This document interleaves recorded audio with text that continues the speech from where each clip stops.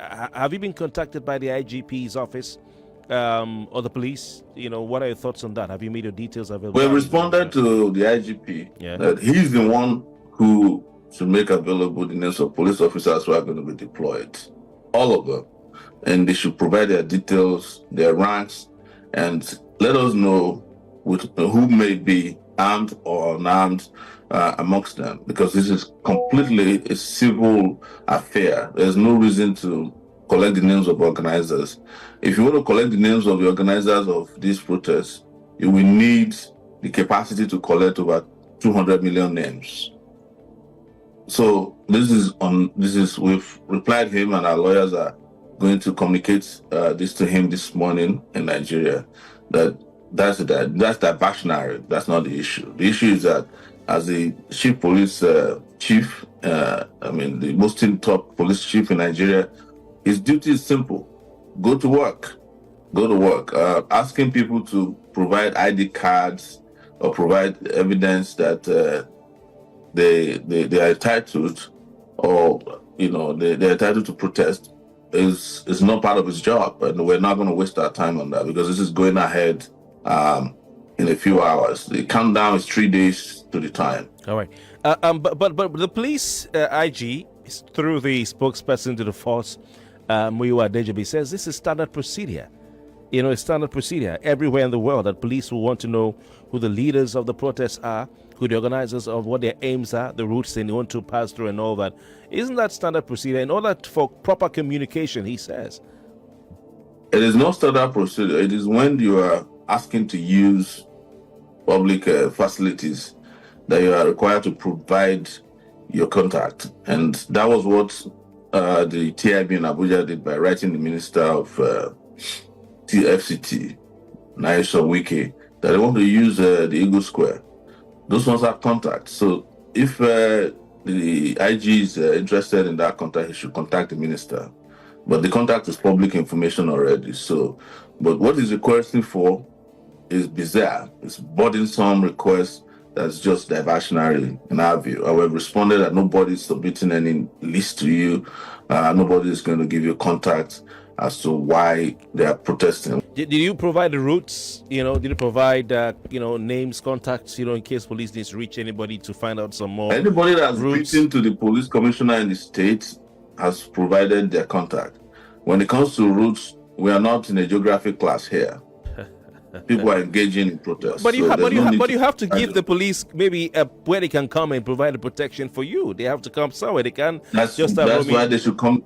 That's why they should contact those who wrote letters to them directly to say, in the case of Abuja, the venue has been provided as the Eagle Square. Are you telling me that the IG of police doesn't know where the Eagle Square is located? Let's move over to the FCT. You're aware of what the Minister of the FCT has said. You watched the video, we've all seen it. He has said that he hasn't received any letter from Take It Back or from you, but we didn't mention it, I don't think he did, requesting the use of Eagle Square. Can you clarify this? Have you written to the FCT minister? Did he acknowledge the receipt of the letter? If he has not received the letter, how did he know that a letter was written to him? He was probably maybe asked, at that town hall. No, he said it in the video that he has sent the letter and that he's just waiting for it to be submitted to him. And we think that it's been submitted to him, but because of their own internal bureaucracy and inefficiencies, he has not received it. But let me educate him here. In one breath, he said, there's not going to be protest in Abuja. In another breath, he said, I've not received a letter for protest. Which one should we believe? I think he's just playing with semantics. Wike is a lawyer. He knows that you can be served information in more than one way. And this way, he could have accepted it by publication, because the letter is all over the place. No, but he said you don't write to the FCT minister through social media. No, it's not true. He cannot dictate to us how we write to him, because he's our servant. He's supposed to serve the Nigerian people. But in this case, I have also been assured that he'll get the letter first thing this morning in Abuja. You saw yesterday Tinubu's daughter at the Eagle Square, and I can guarantee you that she didn't write any letter to use the Eagle Square. They just went there, gave her the keys, she opened the place, and she used it. The Eagle Square is Nigeria's people's property. Wike is not the landlord. He should get that right. But there are ways. Some would say there are ways. Custodian. He said it's a custodian. Yeah. It's a custodian of access, and we have gone through the process for letting him understand that this is what needed to be done. The reason we wrote to him was because there are some alterations that the organizers are asking should be done to the Eagle Square, like removing the iron mesh that separates the Eagle Square from the Aso Rock Villa to avoid the stampede or injuries. Oh wow! And really? So yes, because yes. Okay. So that is part of the reason why he was given enough notice. That mesh that is between the Eagle Square and the Presidential Villa should be removed because the protesters would like to visit the Aso Rock Villa in large numbers. That's interesting. But he was asking. He said that there are ways of going about this thing. For instance, I was asking, have you paid? Has a receipt been given to you for the use of that? So has Take It Back paid for the use of that venue? Has a receipt been given to you? And we are not engaging in a musical concert. We are not asking to pay rent. We are asking that as a custodian of the venue, the Nigerian people want to use one of their assets and facilities to facilitate and organize, the protests to deal with urgent social political issues affecting the Nigerian people. That's all I was asked for. So if he refuses to approve of it because you cannot pay for it, then he doesn't understand what this is all about. So you cannot improvise people. Yeah, you want to use the Eagle Square without paying for it? No, nobody's paying for it. We're talking about unemployed youths here. We're talking about poverty. People want to. We just want to use the place for convergence, okay? Because this is supposed to last for 10 days at first, all right? And we don't know subsequently might be. That's why he's giving advanced information. We want him to turn on the electricity for 24 hours. Make sure water is. But I think what he's saying is it's not free. You have to pay. He's saying you have to pay. Nobody is going to pay to use his father's living room to watch TV or to organize. So we own the Eagle Square. We're not going to pay, and we're talking about young people who have no money to pay you. Like I said, this is not a musical concert. We're not having a wedding there.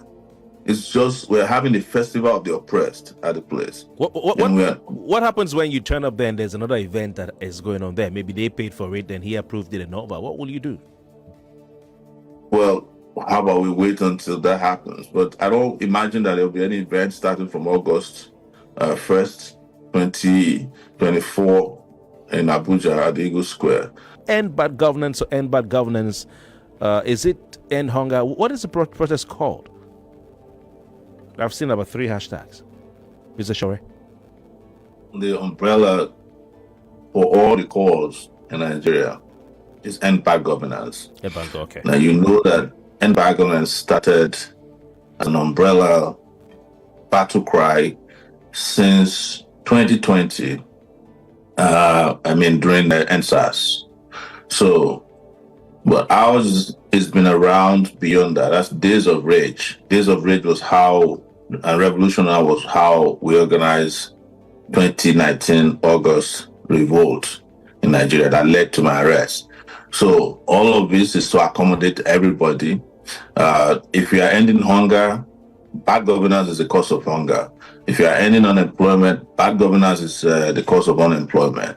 If you are ending school fees for schools that don't deliver, services, bad governance is the reason. Bad governance is the reason you have bad roads.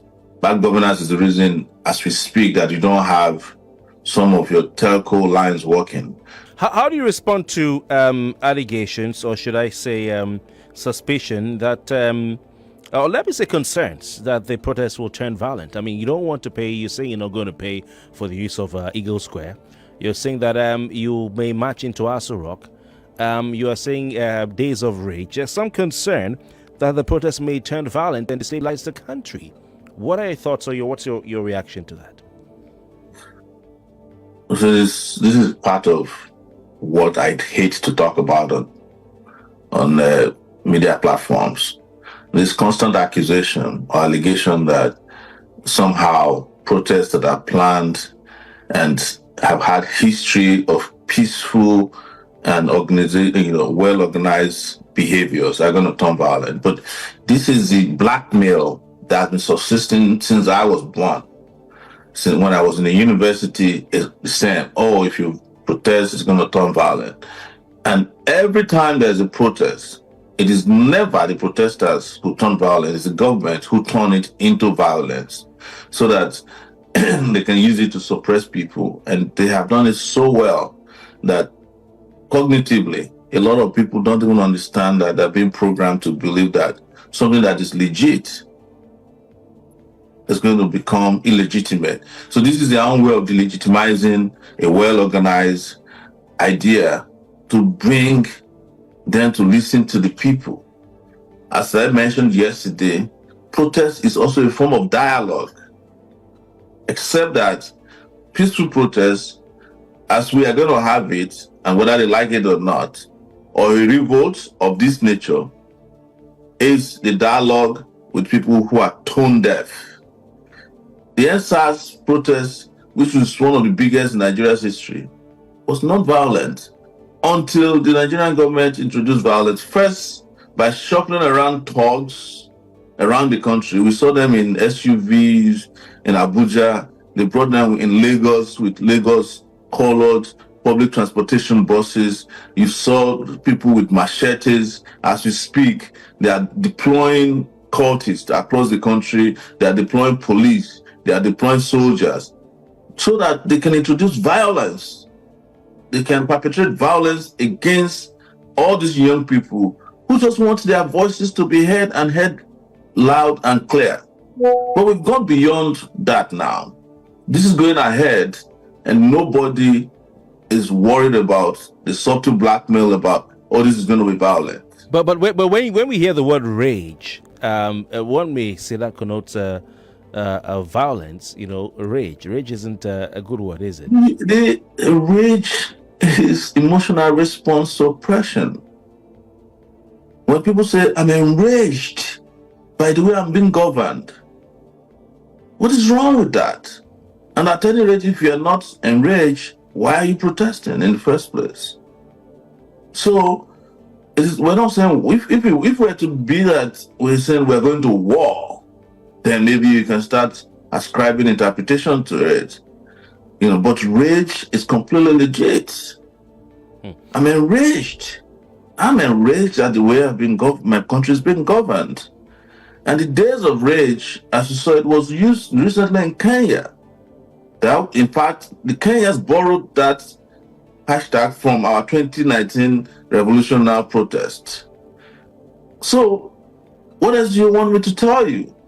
There's nothing wrong with being enraged with Mafisans. All right. How exactly does Take It Back movement and affiliated organizations, how do you intend to end bad government? Because the only known and acceptable way to end any government in Nigeria is every 4 years through the ballot box. The other ways are through regime change, either through the muzzle of a gun or through unseating, violently unseating a government, toppling of a government. So how exactly do you intend to end bad government? Some may ask. If want to topple the government, if what you're saying were to be true, then I don't think the government themselves will be saying that, oh, this is legit. They have said that this is legit. No, but you're saying you want to end the government. But how do you intend to end bad government? It's to end bad governance. Okay. How's that difficult to understand? That people want to end people engaging in corruption, people who are incapacitated, who are running the country, people who are engaging in mafia. How's that a problem? If you then say that, well, it means that people who are operating these bad things are going to run, what is wrong with that? So what's the end game? I mean, how will you end? At what point will you get to? The end game is to end a regime of corruption that has introduced perpetrated crimes against Nigerian people, have introduced poverty, unemployment, insecurity, the people that made it impossible for you to have a salary that could take you home after you work for 30 days. And they themselves are buying presidential jets at $100 million that's going to be delivered in weeks from now. The people who are earning 25 million naira per month without doing anything at the National Assembly, who have just gone now on 7 weeks break. The people who embezzle monies that they collect for contracts, who don't implement them. The people who have made the doctors to leave the entire country to go and work in other countries. The people who what I'd like to know, Mr. Sowore, is how do you intend how do you intend citizens or second-class citizens in your own country? How do you intend to end this bad government? Is it about going to the people are going to march on bad governance starting from August 1st. Is that too difficult to understand? So we are marching on our problems. How will it be ended? Nationwide. Yeah, but the aim is to end bad governance. So how will it be ended? At what point will it get to say, okay, yes, we've ended bad governance? When the people win.